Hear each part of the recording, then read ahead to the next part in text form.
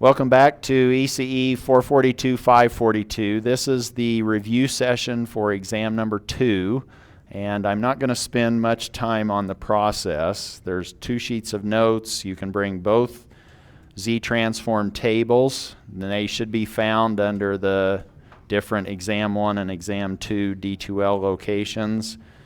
Calculator and something to write with. All of the no-nos. The topics are really the material that we've covered on homework number 3 and homework number 4. Homework 3, we were working on the inverse Z-transform.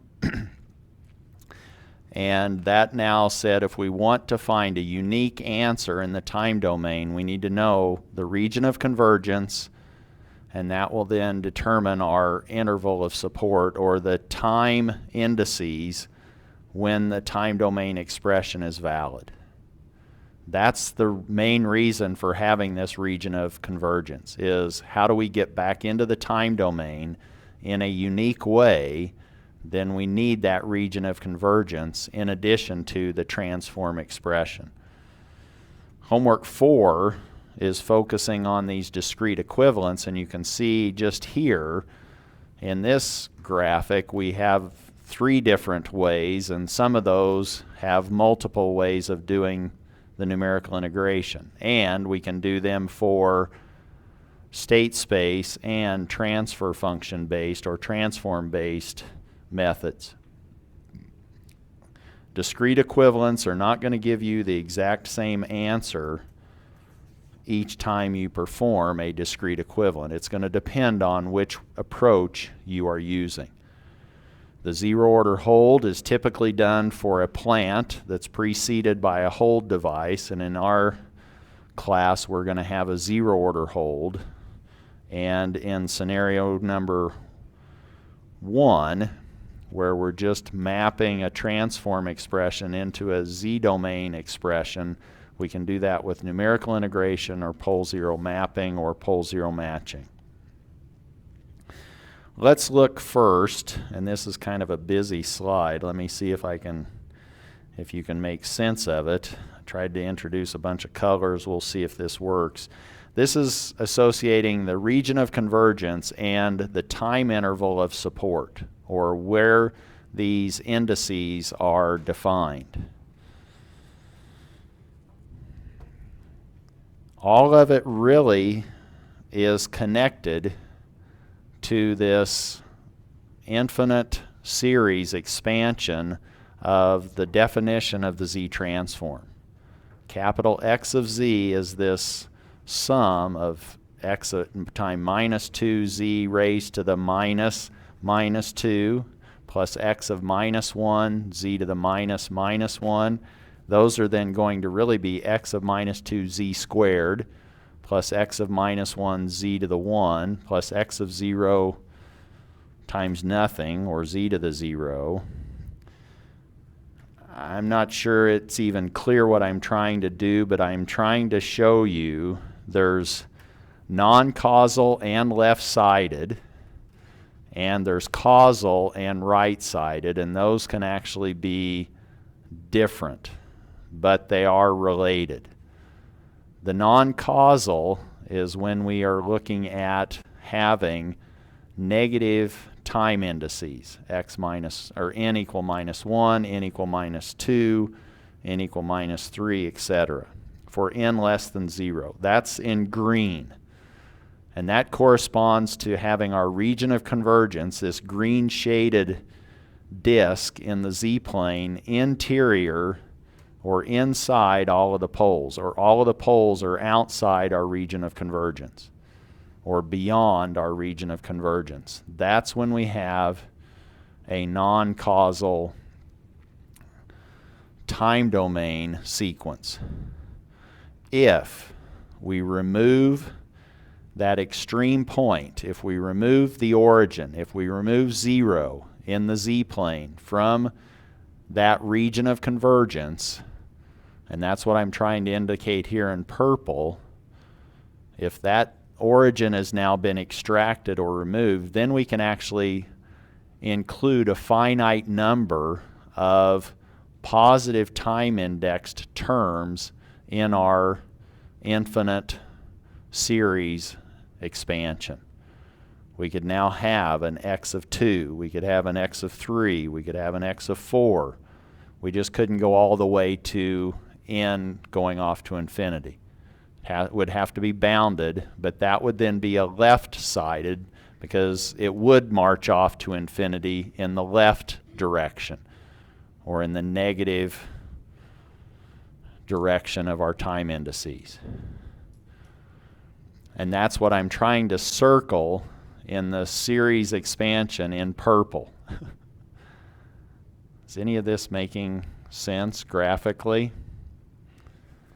The orange is now talking about the causal. So ideally, I would have had this series expansion on one line. Unfortunately, I couldn't write that small, but you could maybe make it all one line, and then you kind of have the right side and the left side, and it's a little bit more intuitive. The orange now, for n greater than or equal to 0, is causal. So we're going to include the time index at time n equals 0 in our causal piece, just by convention in this class. If we wanted right-sided, and I couldn't go with yellow here, so I had to kind of go with a gray. A right-sided is if we threw away going off to infinity. If we made this region of convergence bounded. If we eliminated that extreme point as we're moving to larger and larger values of z in the z-plane, and now this region of convergence is beyond all of our poles. All of the poles are interior to or inside this open circle in our region of convergence when we have a causal or right-sided sequence. If we did have a right-sided sequence, now we could pick up a finite number of negative indexed time sequence values in our series expression. And that's what the yellow is trying to indicate. Can I make it even more complicated? Well, the two-sided is if we allowed everything on left and right to be included. And the two-sided now corresponds to an annular region of convergence.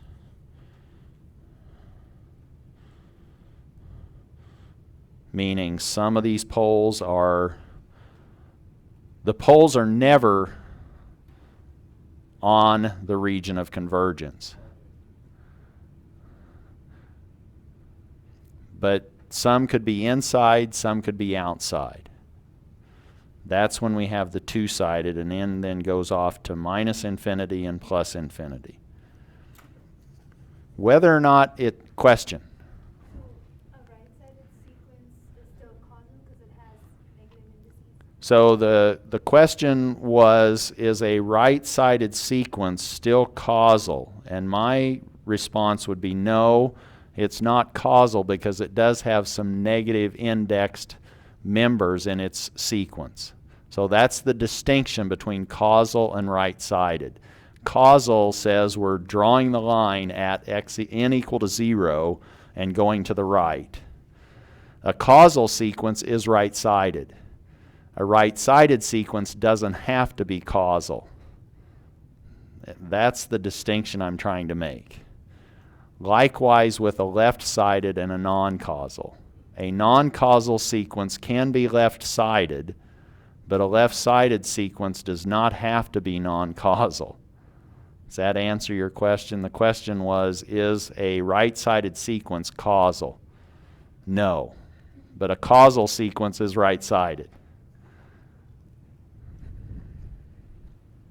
And I was hoping that would be clear from all of these colors, but I'm not sure that that's very clear. And you probably didn't bring your crayons with you with 64 colors. That wasn't in the required kit for class.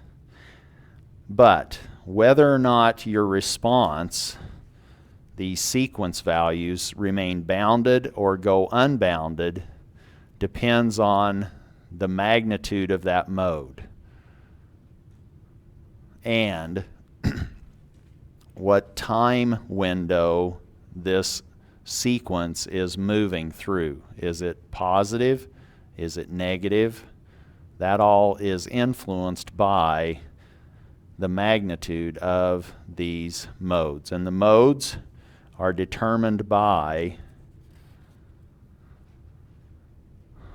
the poles in this transform expression. You give me the poles, I can tell you the modes. How those modes behave depends on our region of convergence, which influences which time index window is active, and obviously then the behavior, bounded or unbounded, depends on the magnitude of those modes. For example, if we had non-negative time indices, n equal to 0, n equal to 1, n equal to 2, suppose now we had a mode that has a magnitude less than 1. And for non-negative time indices, we're now saying that n is greater than or equal to 0.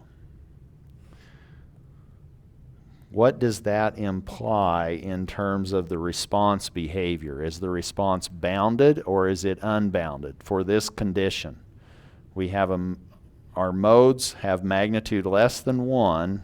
Let's just think of 1 right now.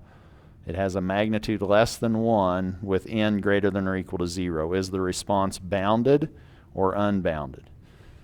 And what I would do is I would just pick a convenient value for r and say, oh, that's my behavior. It's r to the n, and r is less than 1 in magnitude. Now I'm raising that value of r less than 1 to higher and higher values of n, where n is positive or non-negative. Is my response bounded or unbounded?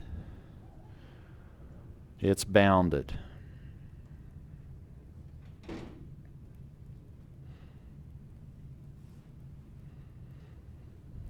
What if the mode has a magnitude greater than 1, and again we have non-negative indices? Again, we're looking at r raised to the n, and in this case we now have 2 squared, 2 to the 2 cubed, 2 to the 4th, and n is just getting bigger and bigger, and we're raising something bigger than 1 to these higher powers. It's going to be unbounded.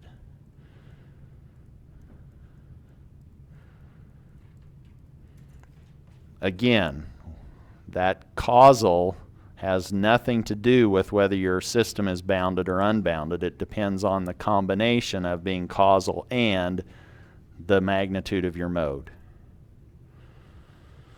What about negative time indices?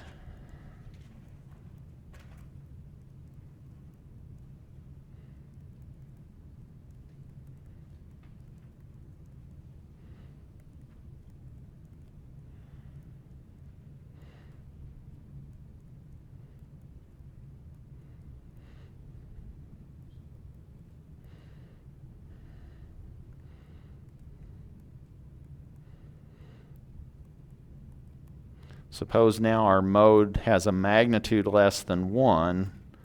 What kind of a response is associated with that? Now just pick r less than 1, maybe 1/2. And that's 1/2 to the n, but now n is negative. -1, -2, -3. This now I hope you see is unbounded. Because 1/2 to the negative is now like saying 2 to the 1 to the 2 to the 3, and so we're just cubing, making it a quadratic of 2, and that's just going bigger. So this is now an unbounded response. And if our mode was in fact having a magnitude bigger than 1, now we have 3 to the minus 1, 3 to the minus 2. That's like 1/3, 1/9, etc. This is now going to be a bounded response.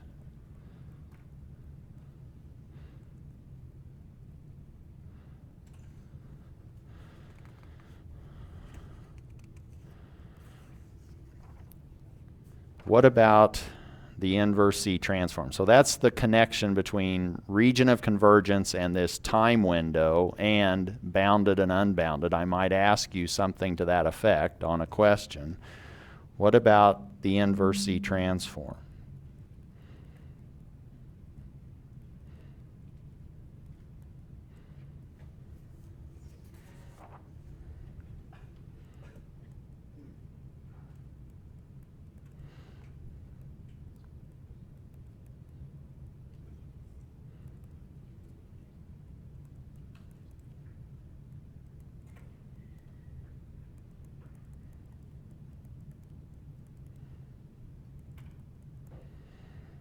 Suppose you were given that,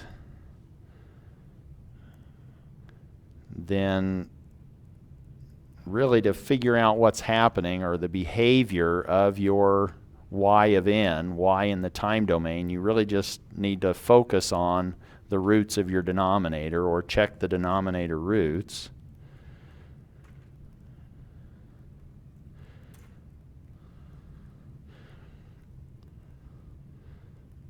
If you have real roots, what's your response structure?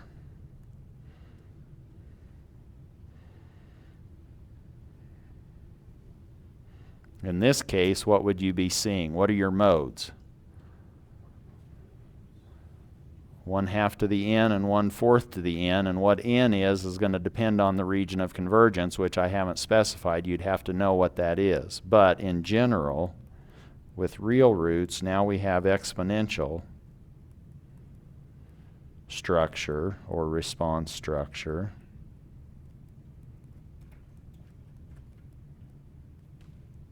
And if we had complex roots in our denominator, now we have exponentially damped.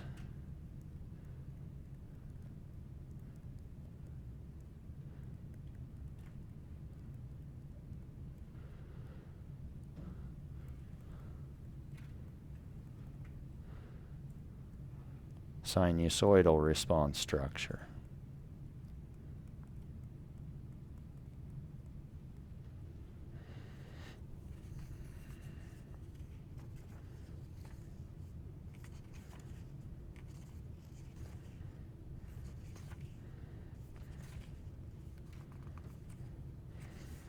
Let me go through an example and then maybe I'll mix it up a little bit based on some of the questions that I had on the quiz preparing for tonight's review session, which I had a lot of time to prepare.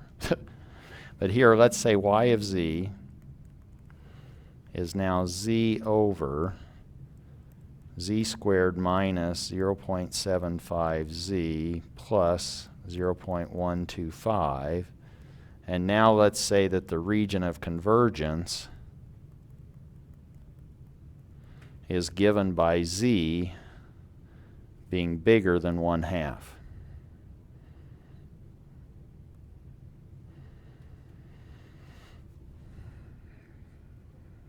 First thing you probably want to do is what? Look at the denominator. And this is now from above, actually, having roots of 1/2 and 1/4. And our region of convergence is a magnitude of z beyond 1/2. And so we're going off to infinity with this circular disk removed from the complex z-plane, where our circular disk now is of radius 1/2. All of the poles are in that opening in the z-plane, and the region of convergence is outside of those two poles. And if you wanted to, you could now say, oh, y of z over z is now some a1 over z minus 1/2 plus an a2 over z minus 1/4. And if I just ask for the structure, you could say, oh, y sub n is a1 1/2 to the n plus a sub 2 1/4 to the n, and because of the region of convergence being beyond, we know it's then non-negative values of n, or n greater than or equal to 0. And in fact, if you did this partial fraction expansion, this would actually be 4, and a sub 2 would be minus 4. What if we did a slightly different y of z? Suppose y of z is now z minus 3/4 over z squared minus 0.5z plus 0.625. And now let's say that the magnitude of z is beyond the square root of 0.625. Or this is now 0.7906. So we're a little bit beyond 0.8 for z.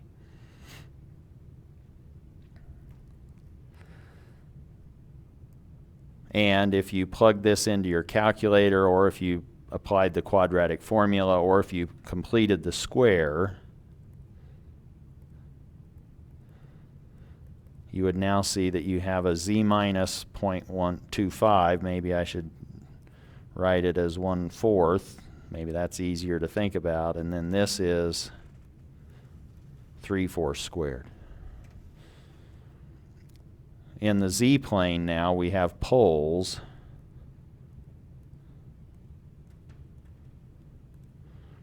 at 1/4, 3/4, and 1/4 minus 3/4. Here's 1/4, and there's j 3/4. This is the z-plane.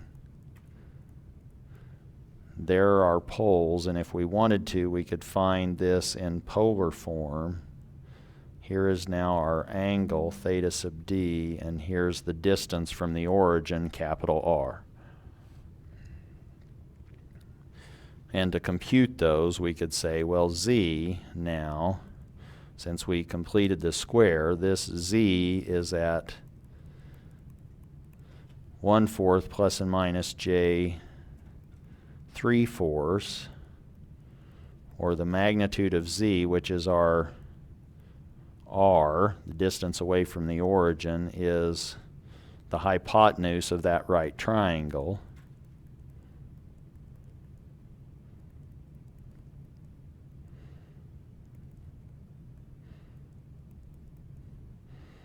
That's the square root of 10 over 16, or the square root of 5/6, or that's now what we had before, 0.7906. And the angle of those poles, which we were calling theta sub d, is the inverse tangent of the real, or the vertical part over the real part, or horizontal part. And that's consistent with our drawing. That's about 70 degrees angle-wise. Or we've now rewritten z, these roots, the positive one, or the one in the first quadrant, as being at a radial distance r at an angle of theta sub d. And now we could use the strategy that we just used before with complex numbers. We could say, oh, k1 over z minus r e to the j theta sub d. That's now the pole in the first quadrant, plus k1 star over z minus r e to the minus j theta sub d.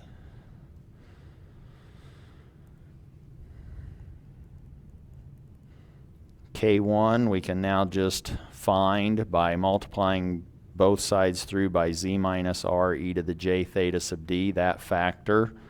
And on the left-hand side we have z minus 3/4 over z minus r e to the j minus theta sub d evaluated at that pole in the first quadrant. That will give you a complex number which we are going to write as a magnitude at some angle K1. K1 is complex in general.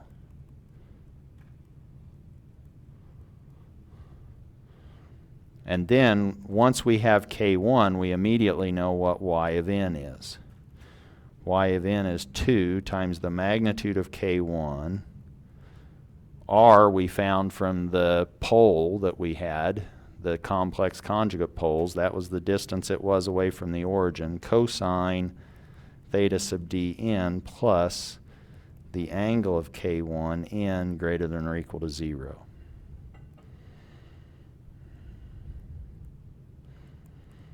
And if you wanted, you could put your 2-year-old cap on and say why. 2-year-old. You were doing this complex algebra probably in your crib, right? So now you're saying, where did that come from? Let's just convince ourselves so that we can quickly just use this. We have y of n is equal to K1. That's a complex number. It has a magnitude and an angle times the pole in the first quadrant. And the pole in the first quadrant was r e to the j theta sub d to the n. That was the mode. And we had then K1 star, the conjugate of K1, weighting or scaling the negative or the conjugate mode r e to the minus j theta sub d. And you really don't want to leave it in that form on the exam. I'll take off with complex exponentials. But that's really what you have, using these modes written as complex exponentials. But we know K1 and K1 conjugate we just found, so let's now rewrite that as the magnitude of K1 at an angle of K1, but we can write that angle of K1 as this complex exponential e to the j angle of K1. We have r to the n, e to the j theta sub d n, and we have the other piece, which is the magnitude is the same. That's the same distance away from the origin, magnitude of K1. But now we have e to the minus j angle of K1 because it was the conjugate. And we now have r to the n, e to the minus j theta sub d n. And we can put these pieces together.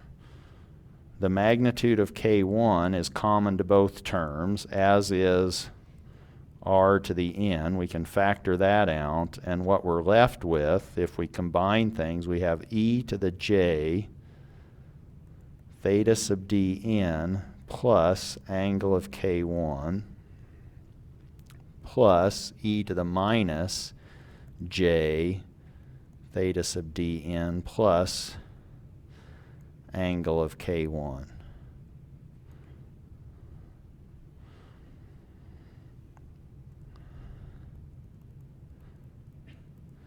And now you can just invoke your buddy Euler.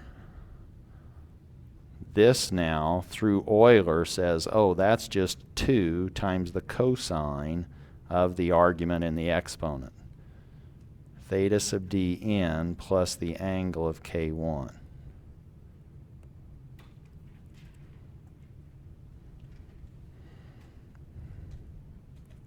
And now you can hopefully believe, take off your cap, and say, oh, y of n is now 2 times the magnitude of K1, r to the n cosine of theta sub d n plus the angle of K1. for n greater than or equal to 0.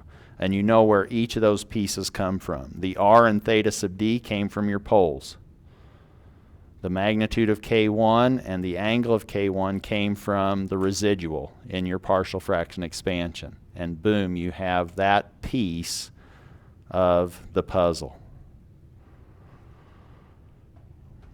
Now, how could I make that a little bit more interesting?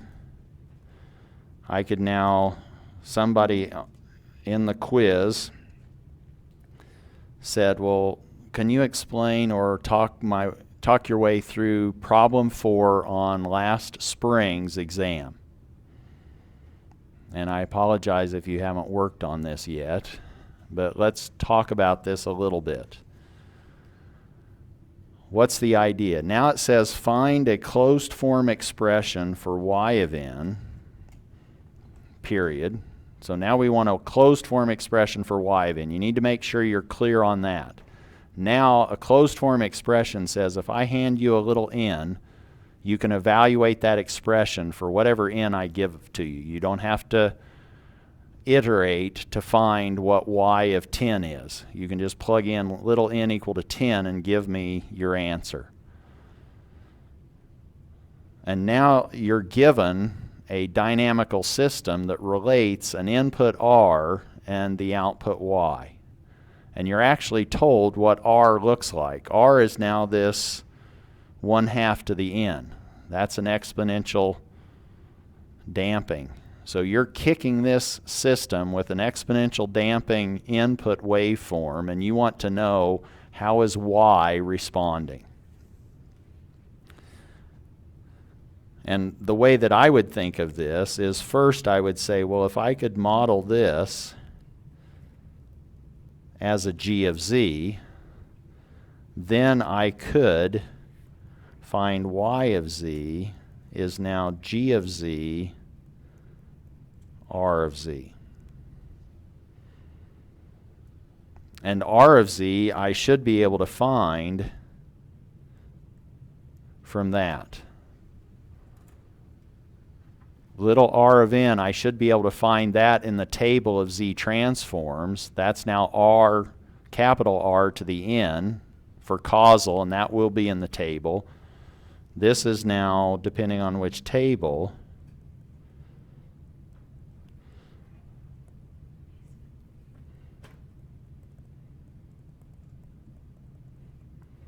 that now is what your transform looks like for r of z. Or if you wrote it in terms of z to the minus 1s, it could be written that way. We now need to find g of z, and I give you all sorts of ways to find g of z. One way that you might do it is to just stick with the block diagram and say, well, here is a delay block, and there's another delay block, and y is just coming out of a delay block. Or y of n is now some delay, and what's going into that delay is made up of those three signals. The signal at the bottom coming out of that delay block is 5/4 y of n. So now I have 5/4 y of n. Then if I look at the top, vertical down, I have r of n coming in. And then right in the middle, I have another delay block output, which is right here. And what's going into that delay block is now minus 3, these two signals. Minus 3/8 y of n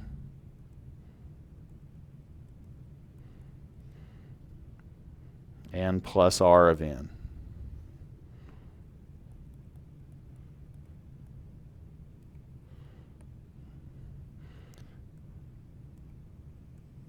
And that's now my dynamical relationship between the input r and the output y. based on just looking at the block diagram. And I can now say, oh, y of n, let me push that delay through on the first piece. It's 5/4 y of n minus 1 plus r of n minus 1 minus, and now this next set of terms are delayed actually twice because I have nested delays. Or I have minus 3/8 y of n minus 2 plus r of n minus 2.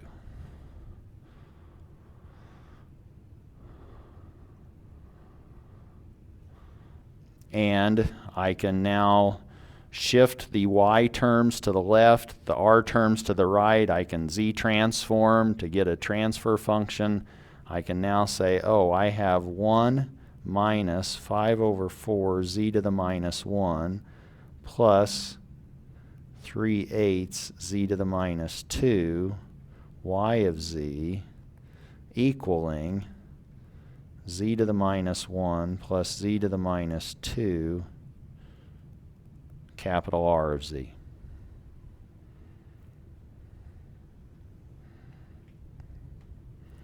Or my transfer function that I was trying to find, which is now what I'll call g of z, is now z to the minus 1 plus z to the minus 2 over 1 minus 5/4 z to the minus 1 plus 3/8 z to the minus 2. That I can now multiply by capital R of z to obtain y of z's transform expression, and then I can go back to what I just worked through, which is inverse z transforms.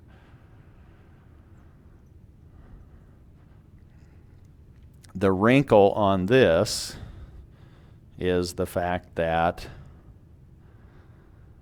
I have repeated roots. I have 2 poles at 1/2, I think.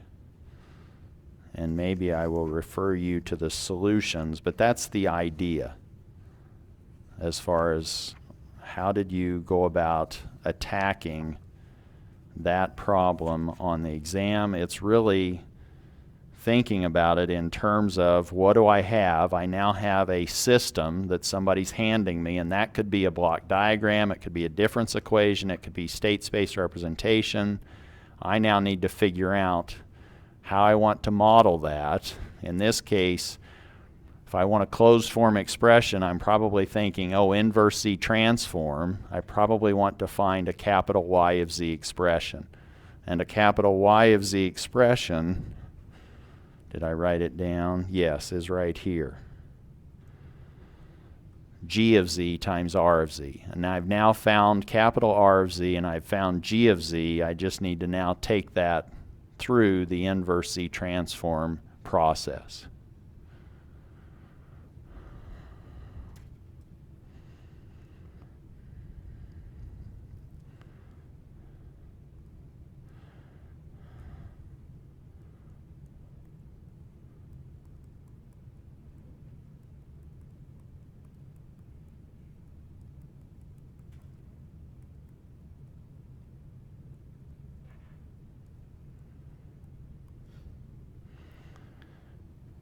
That's now inverse Z transforms region of convergence. Let's now move into sort of homework 4 territory, which is discrete equivalence.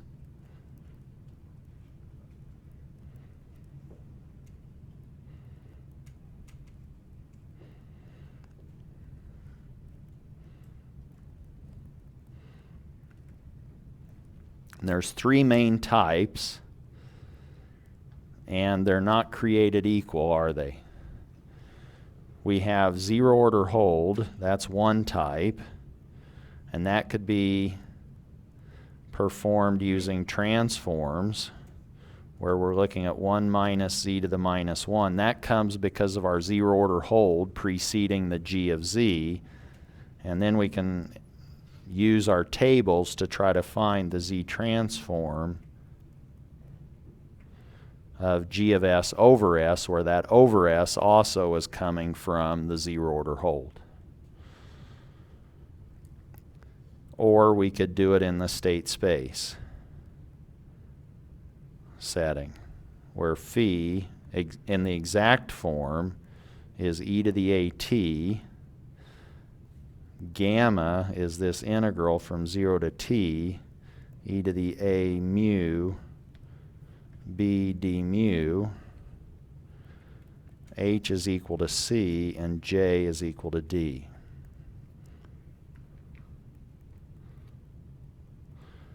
That would be the exact.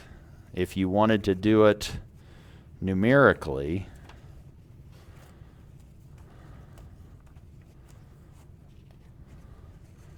or approximately, then we talked about that in one of the additional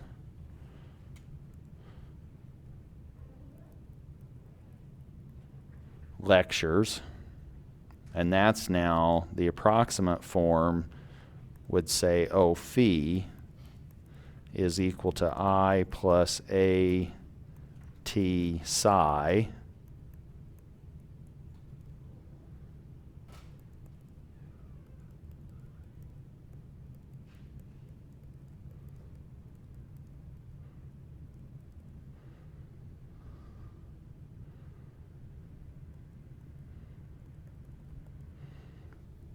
and in fact there's maybe a cleaner approximation than squaring these system matrix, and that's with this nested approach.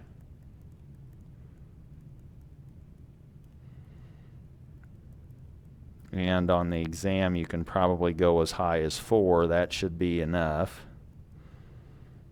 But you could go up with all this nesting to however big capital N you wanted to in terms of terms.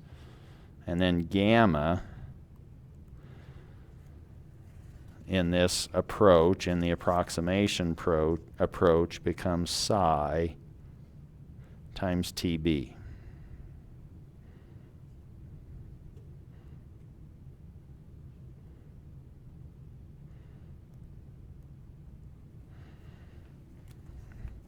That's if you did it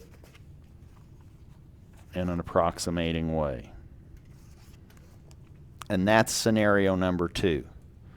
Scenario number 1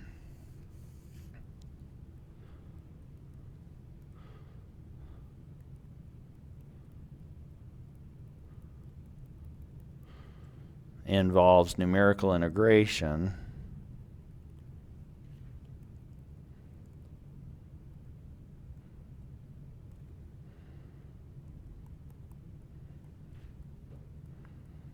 that you can do transform, and there you might look at the substitution table, or we can do state space. And again, we have a table.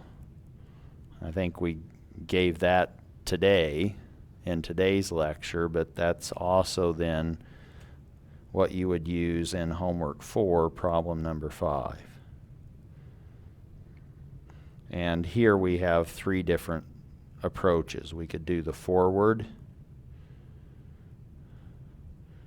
we could do the backward, and we could do the trapezoid, or tungsten, or bilinear, depending on who you're reading. And we could then do pole zero mapping.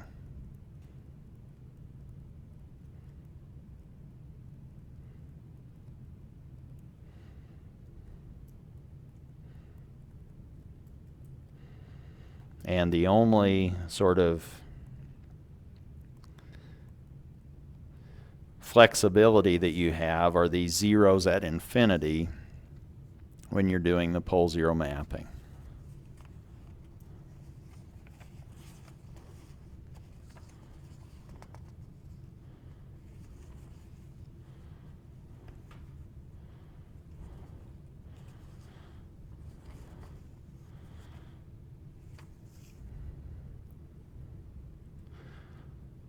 Let me quickly go over that with the pole zero mapping, and then we'll get into applying it to some particular cases. pole zero mapping, what's the relationship between S and Z? We have two complex planes, and how are they connected? What's the relationship? Z is equal to e to the st. And that zest you better remember until you finish, right? So now you might want to get a bar of soap and set that on your desk, zest. And now you remember Z is equal to e to the st. You'll do that for poles and for the finite zeros.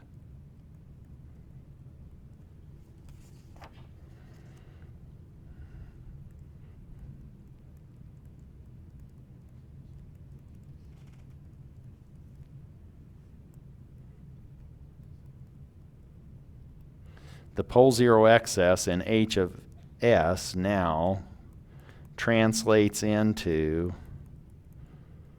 how many Z plus 1 factors you have in your H of Z expression.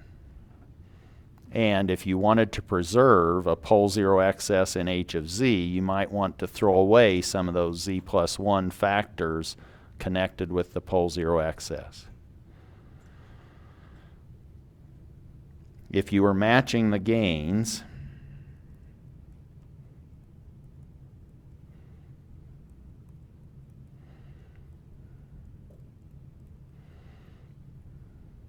and you said, well, I don't know which one to use, well, you might just quickly put S equal to 0 in your G of S expression and see if the gain is bounded at DC and not 0.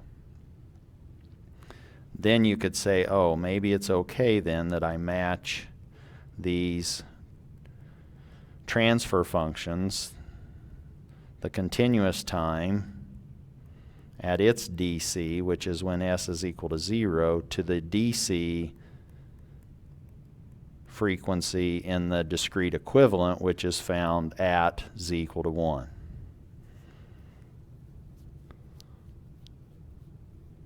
If your DC gain was 0, then you might say, well, let me look at what G of S does at high frequencies. Let S go to infinity. Oh, that's a bounded number. Then you would match G of Z at Z equal to minus 1 to that gain of G of S at infinity when S is equal to infinity. What if we now looked at G of S equaling 1 over S? As an operator or as a system, what does that represent in the time domain? So 1 over S in the frequency domain analog system, what does that correspond to as an operation or as a system? What does multiplication by S do? Multiplication by S differentiates, so now we're in the continuous time setting, and dividing by S integrates. So this 1 over S is like integration in the time domain. This is now our integrator.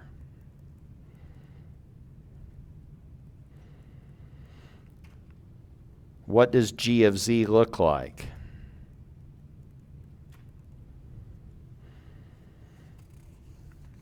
Structurally.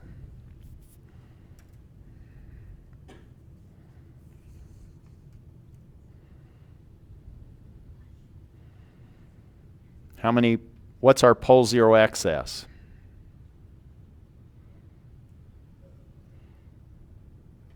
Pole zero excess is 1, isn't it? So how many Z plus 1 factors do we generically would have?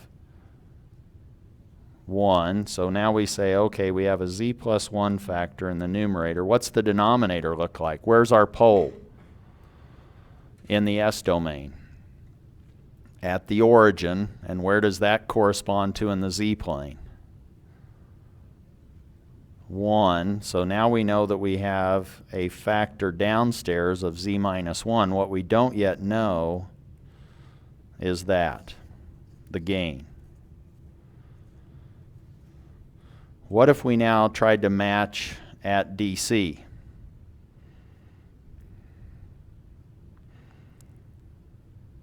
What's the DC gain of G of S?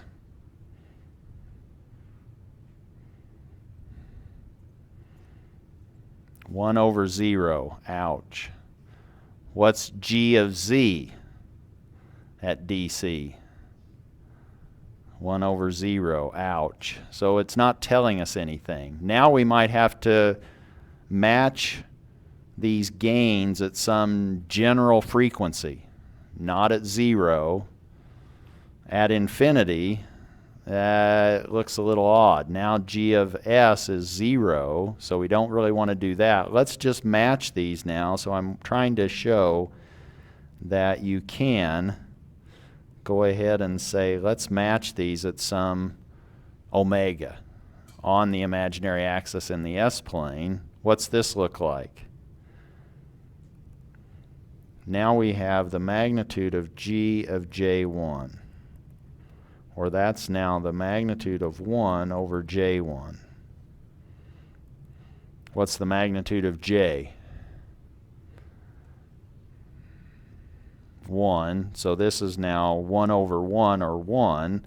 We now can say, oh, let's now evaluate G of Z, which is K bar Z plus 1 over Z minus 1 at e to the what? Or Z equaling e to the st with s equal to J1. And that will be a number. We can find the magnitude and solve for K bar. May not be clean or that pretty, but we can do it. And that's how you would then find K bar.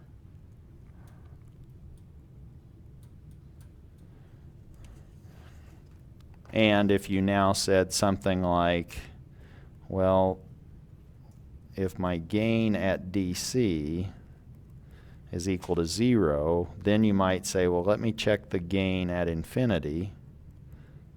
And if that's bounded,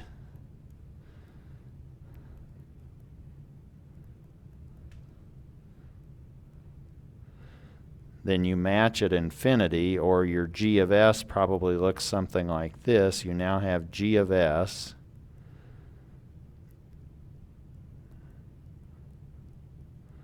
as S goes off to infinity. You want to look at that being equal to G of Z when G is equal to, or when Z is equal to minus 1.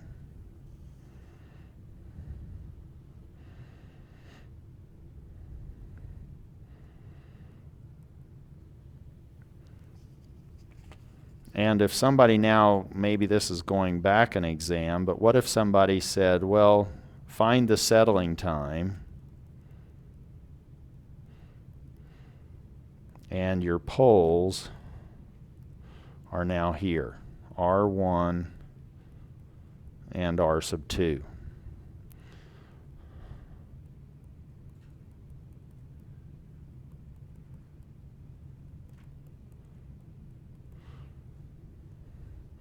Which R would you use?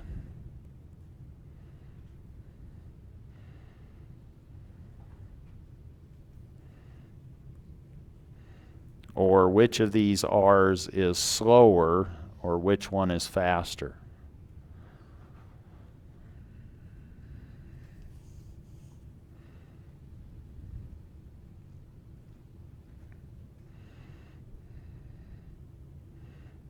And which one do you use for the settling time? Your slow one or your fast one?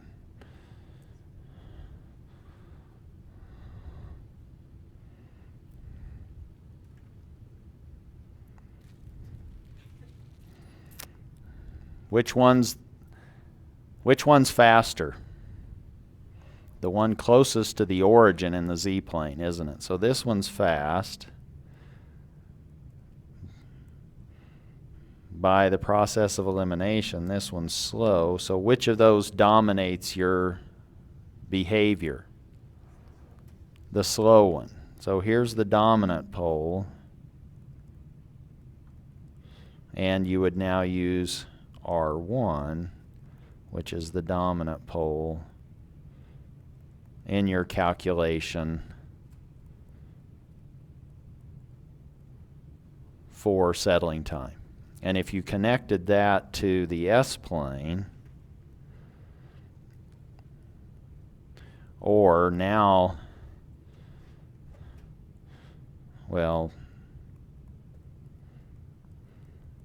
for settling time, it's different than sampling time, right? So now I need to make sure that we're clear on that. If I now had a pole here at -2 and another pole at -4, which one is the slow pole?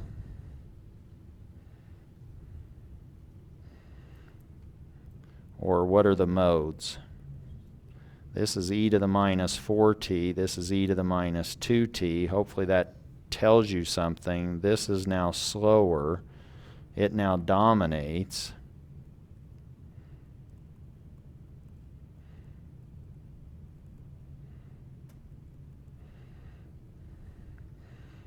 And you would then use s equal to -2 for settling time.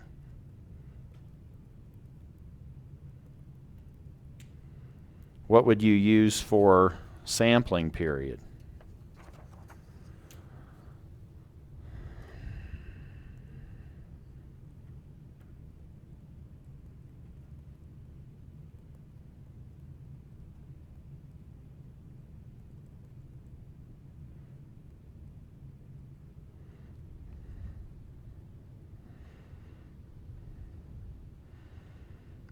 S equal -2 or S equal -4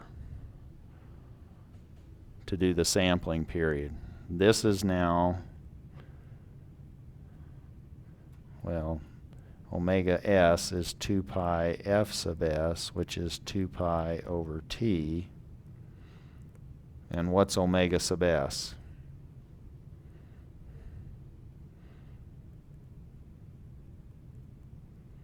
(30 omega sub n). And what's omega sub n? Here.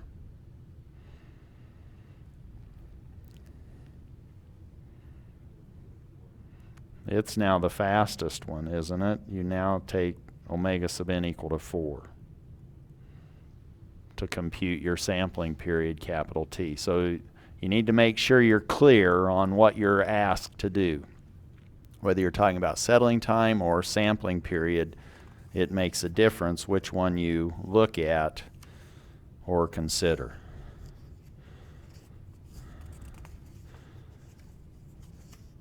And maybe what I will do is I will just finish up. Here's sort of the discrete equivalence. We have the scenario 2 and the scenario 1, transfer function state space in both. We really just looked at transfer function for the pole zero mapping, but I spent so much time trying to build this. Here's my summary square of zero order hold equivalence. This is scenario number 2. We have discrete time on the left and time domain frequency domain on the top and bottom. And you might just look at this in your leisure. We have state space in the upper left.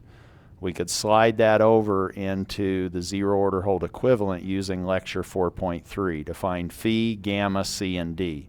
And earlier, just a few minutes ago, we talked about the exact and the approximate ways to determine phi, gamma, c, and d. This is the zero order hold. This is just one of the different ways of doing discrete equivalence. You could then find g of s using a cheer from an earlier class if you wanted to. C times si minus a inverse b plus d. Then you could take that through the transfer function expression to find the zero order hold, or you could z transform that state space and find a new cheer for g of z in terms of the state space representation. And here are the formulas for those for the exact. Wow. Not sure what I was thinking, but maybe I wasn't thinking. Here's your phi matrix exact in terms of the system matrix and the sample period, your input matrix gamma, and how you might analytically compute that system matrix in the discrete time by taking the inverse Laplace transform of SI minus A inverse, where that's now evaluated at little t equal to capital T.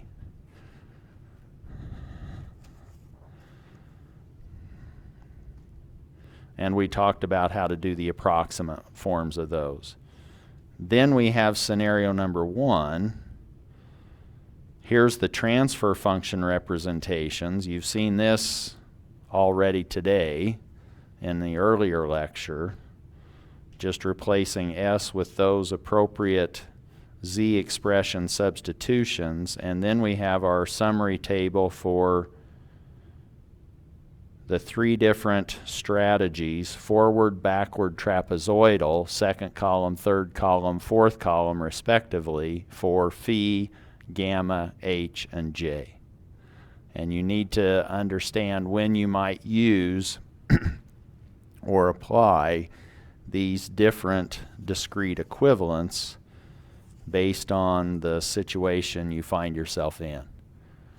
Scenario number 1 or scenario number 2, and which one do you use? You might be asked to use one or the other. But now you can see that they're obviously not the same formulas. So you're not going to get the same discrete equivalent for the forward, backward, and trapezoidal. They're different, but they're based on approximating these areas under the curve differently. One forward, one backward, and one approximating that little rectangle with a trapezoid. Those then give rise to these different state space representations and Z-domain substitutions for S's if you now have a transform expression.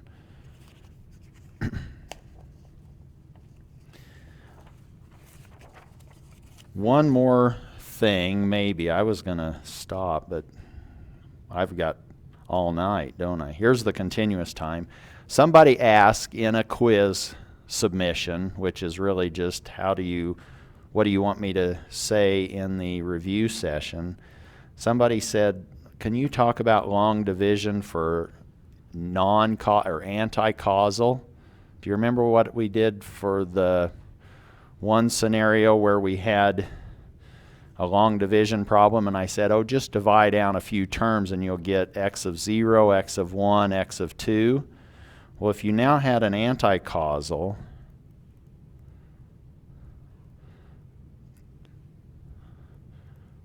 can we do the same strategy to maybe not do the inverse Z transform and find a few terms in the sequence? Meaning, and here we have x1 of z is equal to minus z over z minus 1/2 for the magnitude of z inside the pole. The magnitude of z is now this disk.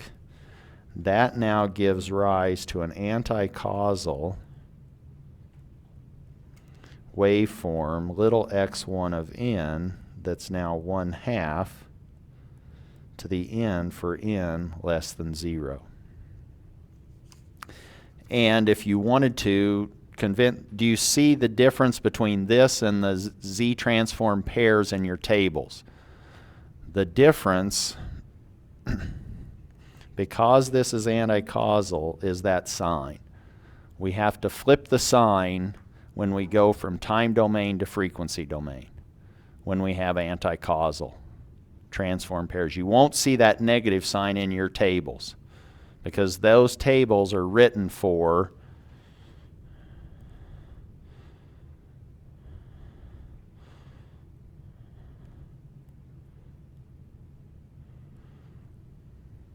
causal waveforms. Some subnote or footnote, but you have to kind of read the footnote to see that, oh, these tables are written for causal waveforms, as is the table for exam number 1. The kth term of the time sequence for k equals 0, 1, 2, etc. That being said, where was I? I was right here. Can we now derive via long division some of the first terms in the sequence? Now we simply need to set it up just a little different, but we know what to expect, what the sequence values need to be. x1 at minus 1 is 1/2 to the minus 1. That can't be any easier, can it not? We're just plugging in n equal to minus 1. This now becomes 2. x1 of minus 2. Well, it's not easy if I don't do it right. 4. If we wanted to divide this, we could start with the z's, or we could do it in terms of z to the minus 1s. It really doesn't matter, but now we're dividing minus z by the denominator. But what we need to do is actually anticipate having higher and higher powers of z, because we need z to the minus minus 1, z to the minus minus 2. So we really need our result to be coefficients associated with z, z squared, z cubed, and if any of those coefficients are missing, then that particular sequence value is 0. But here we're dividing minus z by minus 1/2 plus z, and it's important that you note that I actually reverse ordered the denominator in terms of powers of z. It's been a long evening, been a long day actually, and mine's just starting. All right, so now what do we do? Well, now we just divide. What do I need to multiply minus 1/2 by to obtain minus z?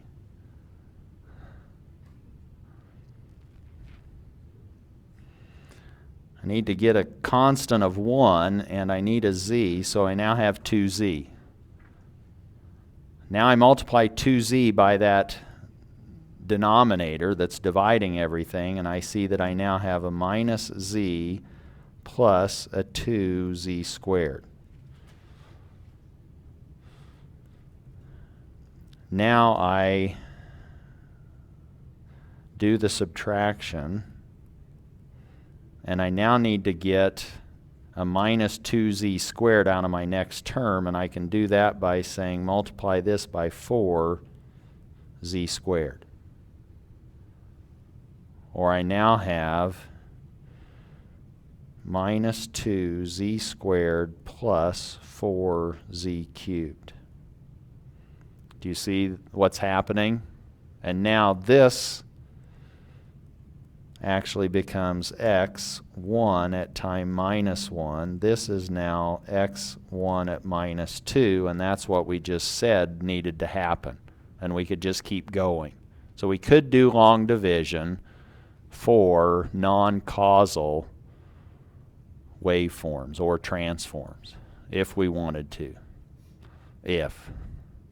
But that was one of the questions on one of the students in D2L. They wanted to know, you didn't really follow up on that comment before. Any questions? Yes?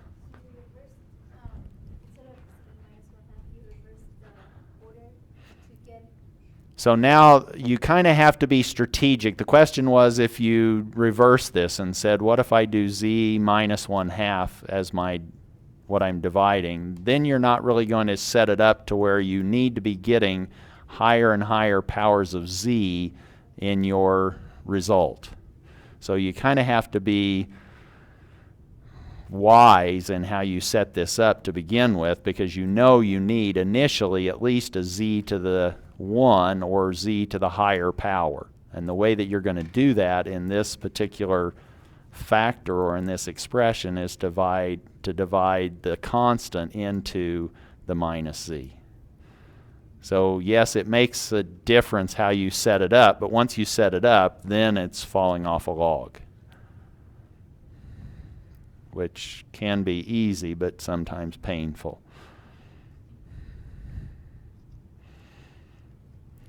Other questions? Let's put a fork in it, and we'll call this complete.